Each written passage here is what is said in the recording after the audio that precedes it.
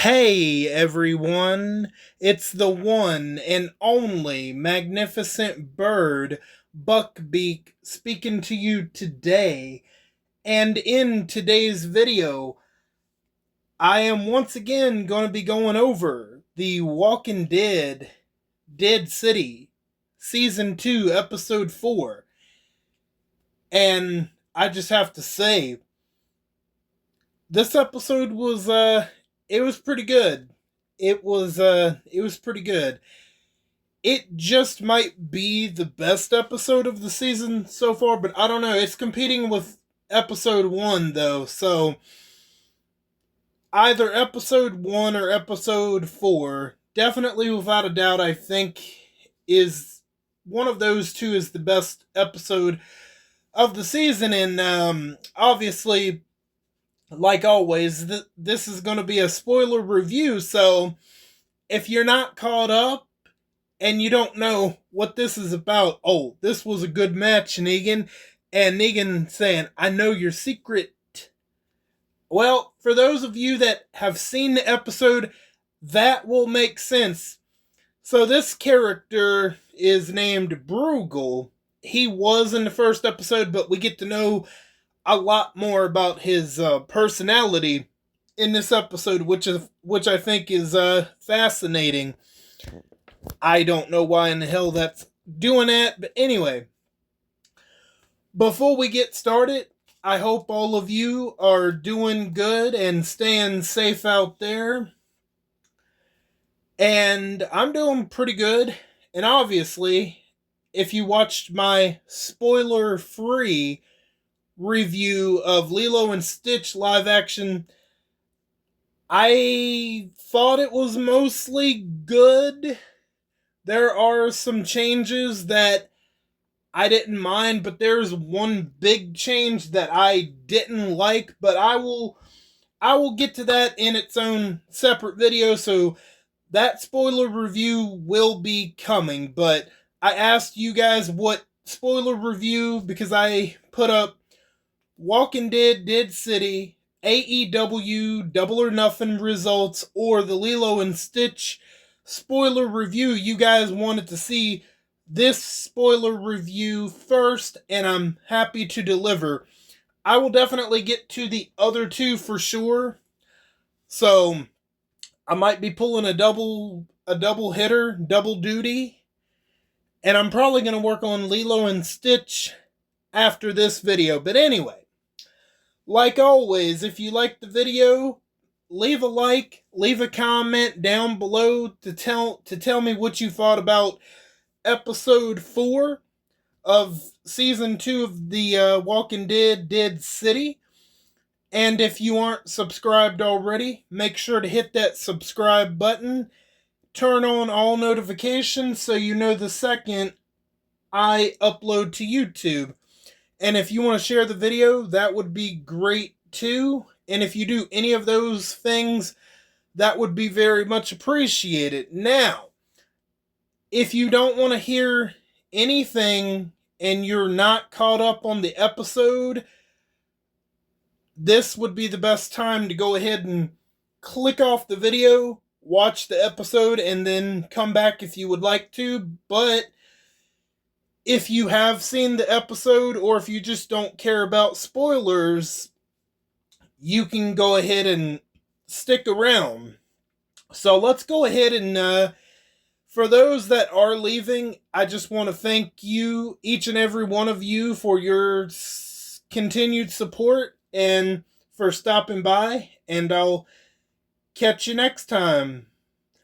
Alright, for those of you that are sticking around, alright, let's get into the Walking Dead Dead City Season 2 Episode 4 Feisty Friendly Spoiler Review in 3, 2, 1. Alright, so believing that New Babylon has been thwarted, the Dama still wants an army for when they return. Honestly, I thought New Babylon brought their whole army with them on the boat. But I guess not. Maybe they're bigger than I thought they was. But anyway. Okay. So this is where we're going to meet that character Bruegel, which we did see in the first episode, but we get to know a little bit more about him. And oh boy, yes, we absolutely get to find out a little bit about him.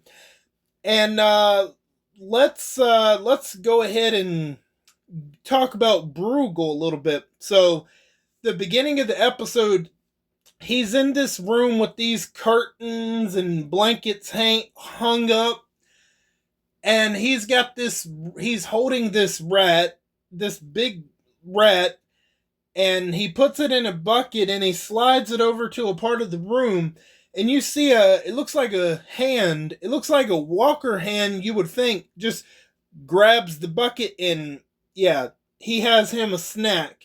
And he's just talking, Bruegel that is, he's just talking and talking and talking to what we assume is his fighting champion Walker.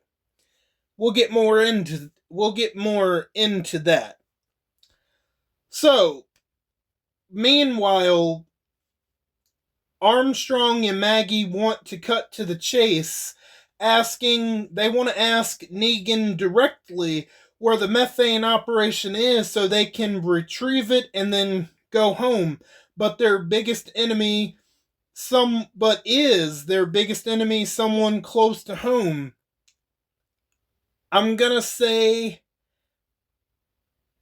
yes to maybe. And we're talking about Herschel, by the way. So, oh yeah, we'll be talking about Herschel more. Absolutely. So, realizing that Negan is alive and nearby, Armstrong and Maggie decide the best course of action is to ask him directly where to find the methane. Armstrong is able to convince Asshat, is what I like to call her, Asshat, of their mission, ensuring that their people have at least one more day under the protection of the survivors living in Central Park. Taking Herschel with them, Armstrong and Maggie begin to talk about their lives before the apocalypse, sharing what they miss the most, which for Maggie rehashes an old memory with Glenn. And also, by the way, I don't know, I mean, it's kind of funny, but it might be kind of cringe. Like, Maggie and Armstrong are talking about what are things like, Armstrong asks, what food? No, he says, the one food that I missed before the apocalypse, I still miss to this day, is a breakfast sandwich. And then Maggie says that the one food I miss the most is a jelly donut. And then she says, you know what? Maybe I miss a Kit Kat. And then they sing the Kit Kat jingle, which I don't know. Like, whatever. Like, honestly, there's worse things that The Walking Dead has done. So, like, I was fine with that. But anyway, okay.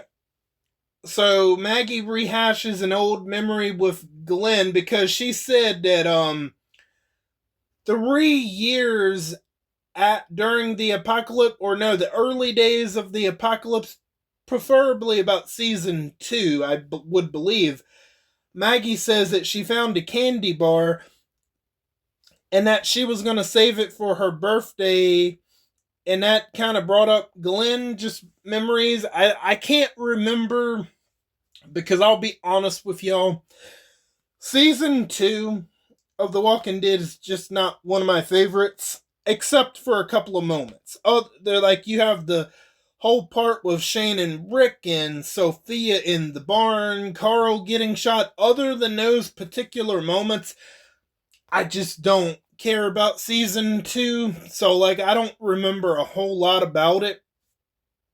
But anyway, Herschel, however, doesn't understand why life before the apocalypse was so great, believing that life after the apocalypse has more promise.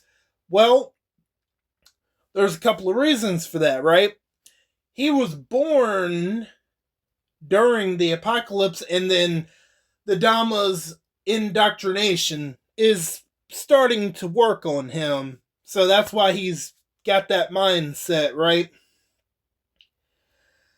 The interaction causes Armstrong to ponder if bringing the old world back is really for their children's benefit or their own. Unfortunately for them, leaving Jenny behind means an opportunity for things to get fucked. Which is true, which is what's going to definitely happen. Maybe they should have brought Jenny. I don't know. Okay, so this is when Major Asshat discovers that Jenny had taken a gun from one of the New Babylon soldiers, but surprisingly isn't angry about it. She shares a story about how the now deceased Governor Byrd had taken her under her wing, teaching her the value of upholding the law. Finding Major Asshat less threatening, Jenny confesses that she took the gun with the intention of killing Negan. Because now I wonder, is Negan still? Maybe I'll save that for the end, but let's keep going on. Okay. So, after revealing that, Major Asshat allows her to keep the gun, correctly assuming the man is Negan and that he's alive, because she takes the gun and then, Major Asshat asks, that man's name wouldn't happen to be Negan, would it? And she nods yes. So, Armstrong is busted and found out. Of course, Major Asshat is going to know that. Great. Wonderful, right? Anyway. But I'm sure that information was going to eventually get out anyway. Thanks, Jenny. Anyway. The meeting with Bruegel. Yeah, we're finally going to get to know a little bit more about Bruegel and know his personality. It's an interesting part of the episode, to say the least. Meanwhile, the Dhamma arrives at the Metropolitan Museum of Art with Negan and the Croat in tow and Benjamin Pierce in the trunk. The museum is Bruegel's home, someone we haven't gotten to know all that well as of yet, besides first seeing him a little bit in the first episode, right? So, outside of his pen chat for sophisticated old world style of clothes and Walker cage fighting, we did get to see a little bit of that Walker cage fighting from the first episode, but we get to really dive into it in this episode for sure. Okay, now we will get a taste of his personality while he talks to and feeds someone or something behind a live curtain. Okay, I already kind of got to that. Alright, never mind. I'm just repeating what I said earlier. That's kind of how the episode started, by the way. Okay. Before the meeting can commence, Dhamma instructs Negan not to allow the Croat to mess everything up, while reminding him how his family shouldn't be far. She says, I imagine they're across the Appalachians probably by now. Like, obviously, Negan doesn't like that indirect threat, but, I mean, what's he gonna do? Even if he was to kill the Dhamma, which we know he could, he's just gonna end up dead, or better yet, or worse yet, I should say, his family is gonna end up getting killed. So, It's probably best for Negan. He's not dumb. He's not gonna do anything that's gonna jeopardize Annie and Joshua. So,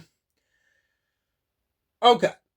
Bruegel is a showman who loves art and loves hearing himself talk because Bruegel takes Negan, Dama, and Croat to this one section of the art museum where there's a painting of George Washington crossing the Delaware, which is a really beautiful painting, by the way.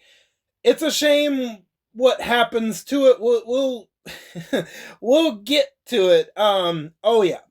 Okay. So the Croat dislikes him completely and throughout the meeting consistently interrupts only for Negan to recover and save face. The real problems begin when the group sits together to watch two walkers fight each other.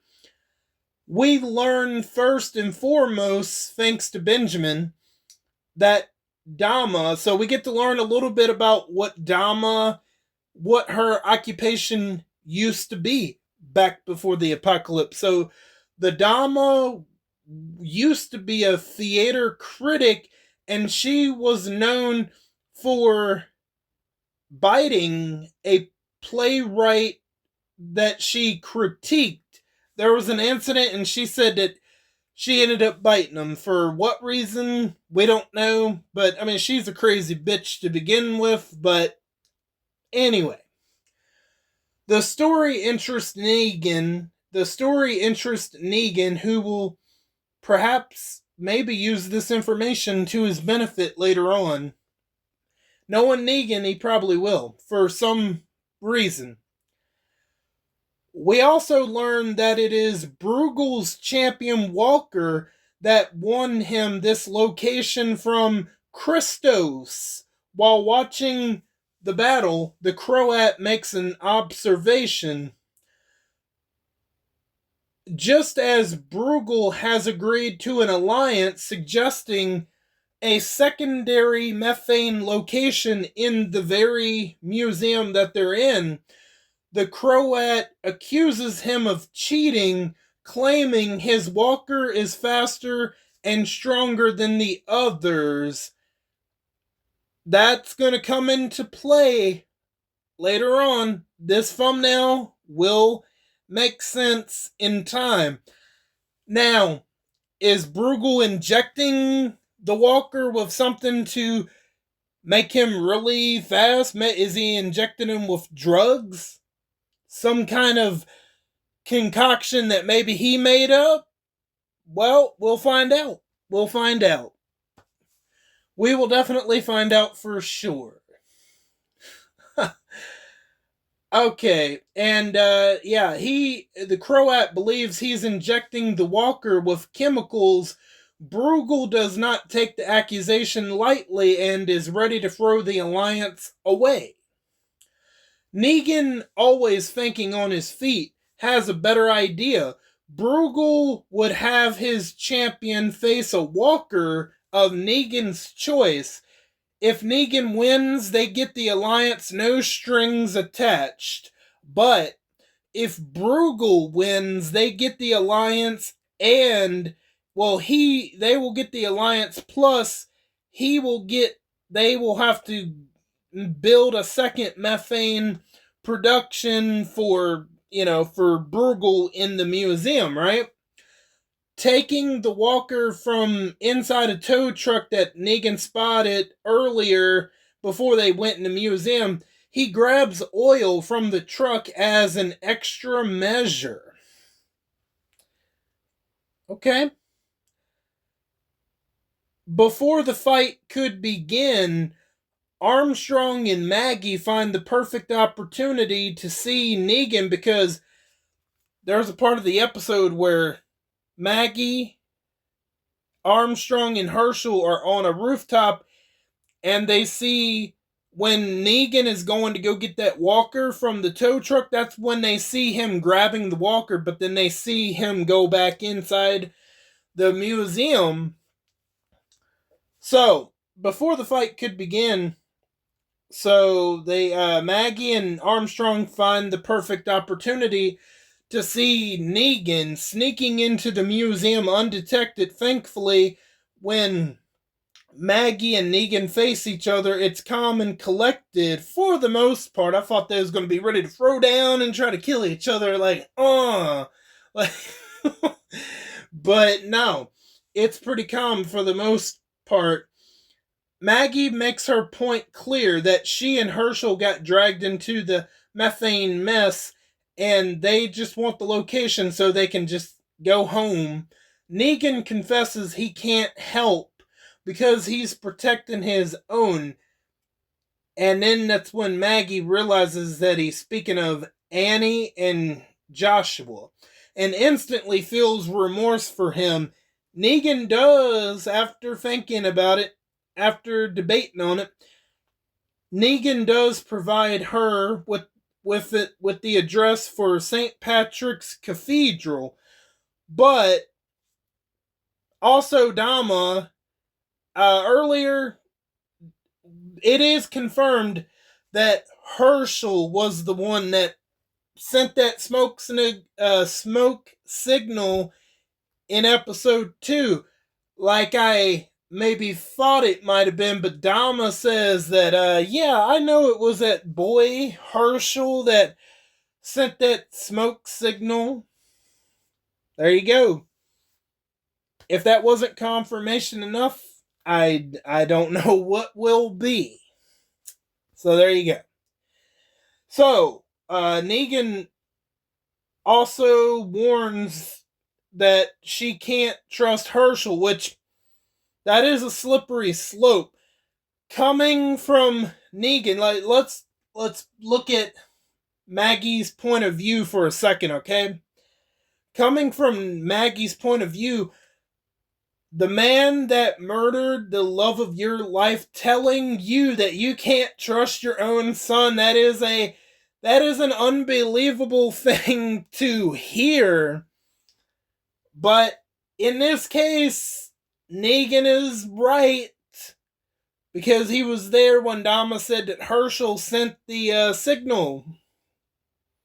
So that is a hard pill to swallow for Maggie, but I don't know, maybe there will be a situation where she's going to realize that, holy shit, Negan was right on that. Who knows? Maybe. Obviously, Herschel was the one who sent the smoke signal alerting the Dama to their location. Negan doesn't understand what connection they have, but obviously it's a dangerous one. Angered that Negan would accuse her son of being a traitor, she leaves. At the same time, Herschel does reunite with the Dama. Like, oh, fuck. Oh, nah. Hell nah. Although we don't get to know what information was exchanged, I'm sure we'll get to find that out. Whatever was said. Oh, by the way, that George Washington painting was set on fire. That's why I said it's a shame what happens to that painting. And the Bruegel, he freaks the fuck out. Once he sees the painting on fire, he's like, oh my fucking god. Like, he's freaking out. Like, oh, he is devastated. I mean, it's kind of funny, just his reaction to it all, but damn, that was a nice painting. That maybe, I don't know, I don't know if Armstrong or Herschel did it. I don't know, that seems like Herschel's MO, dude. So maybe it was Herschel, I have no idea. But anyway, so yeah, Herschel is getting ready to get out of the museum, and then Dama is like, oh, well, isn't this a surprise? But we don't know what they said, right? That'll be interesting to find out what they said. Okay, so the battle is about to begin, but Maggie is still stuck in the same room by the time all of them get back. Above the arena, dosing the walker in the oil. He's too slippery for Bruegel's walker to dominate, allowing Maggie time to escape and for his walker to win. Negan jumps. Okay, so Negan's walker is about to win, but then Bruegel, he's like reaching his hand in the arena. He's like, hey, hey, like, come here. He's like baiting the walker to get him to bite him, only to get him off his champion fighter. And then I said this right before Negan said it. I swear I didn't see the episode before. I said, hey, what the hell are you doing, man? And then not even 10 seconds later, Negan is like, hey, what the hell are you doing? Like, oh man, that was that was great. But anyway, so Negan is looking at Bruegel like, oh, you want to play like this, motherfucker? Okay. So Negan decides to jump into the little arena as Negan, or no, not Negan, but while Negan is in the arena, that's, Maggie is trying to escape, but Maggie doesn't get out totally unseen because Dama, she's looking up and she sees Maggie getting out of there, but she doesn't do nothing. There was one point where Croat almost saw Maggie, but Dama saw her, so I bet that little asshole Herschel told Dama that my mom is here. I can see that being the case, dude. Like, oh, I mean, dude, you want to trust some old lady you don't even know, or your mother? Like, I don't know, dude. You're anyway. So Dama knows that Maggie was there. The battle isn't over.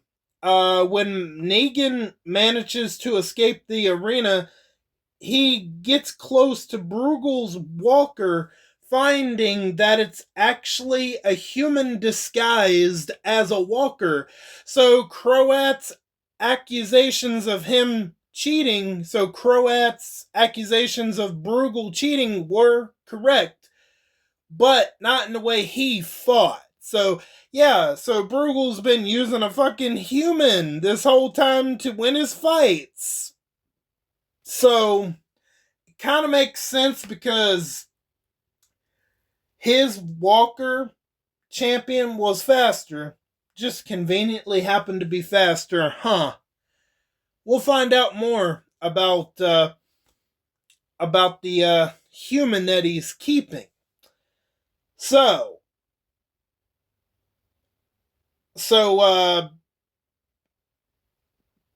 let me see. Hold on, I found it. I got it here somewhere. Okay, so Negan finds out that Bruegel's walker is a human disguised as a walker, and he kills Negan's walker, but Bruegel's victory is short-lived. Negan whispers something to Bruegel that we do not hear, but like this thumbnail suggests, he's like, I know your secret, you little bitch. I know your walker is actually a person. I mean, we don't get to hear all that, but that's pretty much what he's telling him. I know that that's not a walker, that's a person. I looked right into his eyes. So after Negan whispers something to Bruegel, this is essentially forcing Bruegel to keep the alliance and not ask for a second methane location, because if he would have demanded that location, Negan would have fucking blabbed his secret to everybody. So there you go. Even though Bruegel's walker won, the alliance is still going on without that second methane location. Dama is so impressed with Negan, she asks that he sit in the back of the car with her, and Ben is thrown back into the trunk. Although he lost, Bruegel is still confident he can win. his Walker champion. Okay, so before I get to the reveal of the Walker champion and who that is, so Bruegel throughout the episode was mentioning this guy Tony, and that he needed a bodyguard, so this guy named Tony became his bodyguard or whatever. So it is revealed that his Walker champion was once his bodyguard Tony. So he had degraded he had degraded to such a state the man is eating live rats to survive, and it's like he can barely speak. He's been in that position for years, and now because Negan figured out his secret, he kills Tony because he's like, me and you, we've won a lot of fights. You've won me a lot of fights, but he's like, now that our secret is out, you're no longer useful to me. So he slits Tony's throat, and there you go. So he was using a fucking human the whole time. How fucked up is that? Oh my goodness gracious. So, after all of that, Maggie and Armstrong escape, but Herschel is the last to arrive. Maggie wants to question what took him so long, but he doesn't say. It's only a matter of time before she realizes Negan is right. That's what I'm saying, man. Even though, Maggie, in her point of view, even though Negan killed the man that killed the love of her life, and he's being honest with her about Herschel, maybe you need to not trust him, and for him to accuse her son, maybe he's not, being that he's not, that he's a little dangerous. That would upset her, understandably so, coming from Negan, but she might come to the realization that he might be right. So,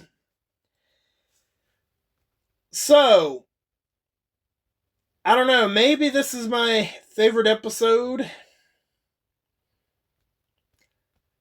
So yeah, we got to find out that Herschel was the one that definitely set the smoke signal, and that the indoctrination or the Stockholm syndrome of being held captive is getting to his mind, Herschel's mind, and you know what? It's either between episode 1 or episode 3, or no, episode 4 rather. I don't know. I might be leaning toward this episode because we got the whole Walker champion fighting, all that stuff, and it was really interesting, and I liked it a lot better than the last episode. This episode we did end up getting a little bit more Negan, which is always a good thing. So let me see, did I forget anything else? I'm trying to think if I forgot anything else about this episode. I don't think I did. Yeah, Dama saw Herschel. Benjamin revealed Dama's occupation in the past. Negan warned Maggie. Bruegel was cheating with the champion Walker, and he was a human the whole time, his bodyguard. And then he killed his bodyguard once the secret was found out by Negan. So, and now Major Asshat now knows that Armstrong was lying about killing Negan. So, it's all going to be very interesting. I don't think I have much else to say, so yeah, I'm gonna go ahead and end it because right after this, I gotta go ahead and get into my Lilo and Stitch spoiler review, and in that video I'm gonna talk about some changes that I didn't mind. I'm going to talk about this one big change that I am not a fan of whatsoever. And then I'm going to talk about some things that stayed the same. Overall, I thought it was a pretty good live action remake, but however, it's no way better than the original. But I will say this about Lilo and Stitch remake. I would rather watch the Lilo and Stitch live action remake than I would the Aladdin one again. I will say that. So, I haven't watched many of the Disney live action remakes. I've only seen 4 of them. So, like, I'll rank them in that particular video of which one I think is the best. Many of you probably won't even think of what my number 1 live action will be. It's not going to be Lilo and Stitch. No, no, no. But there is one that I think absolutely surpasses the original. But if you want to know all of that, just tune into that video. But anyway, I'm going to go ahead and, yeah, that's going to be it for this video. I want to thank each and every one of you for your continued support and for stopping by. And if you're new, welcome on in for the first time. I'm glad to have your support and thank you for your time. I am Buck Beak, and I'm gonna go fly away back to my nest. Until next time, bye guys.